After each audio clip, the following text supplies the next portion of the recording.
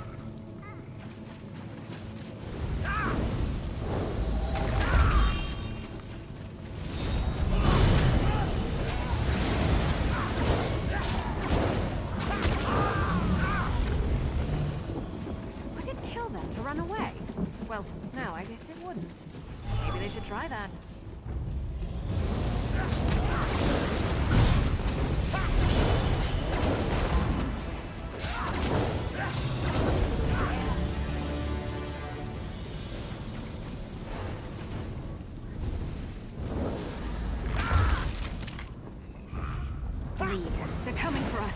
You are an intruder.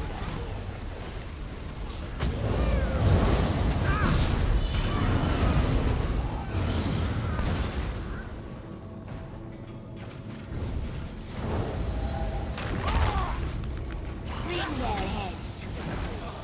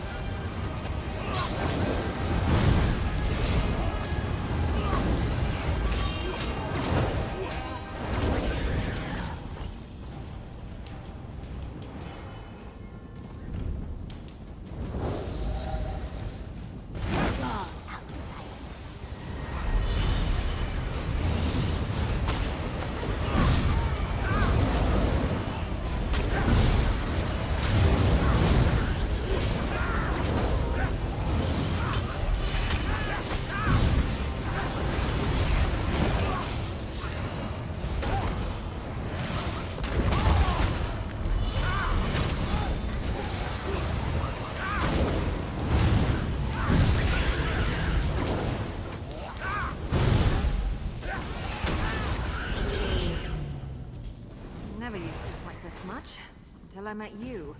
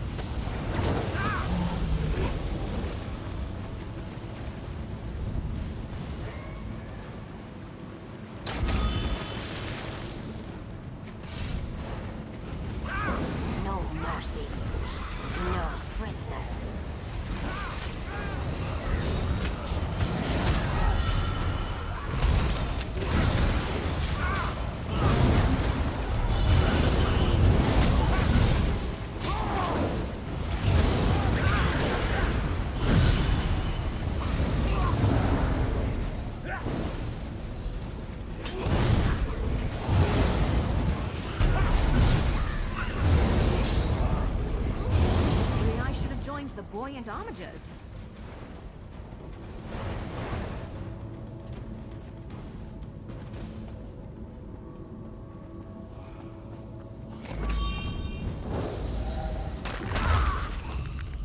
Deal with these trespassers.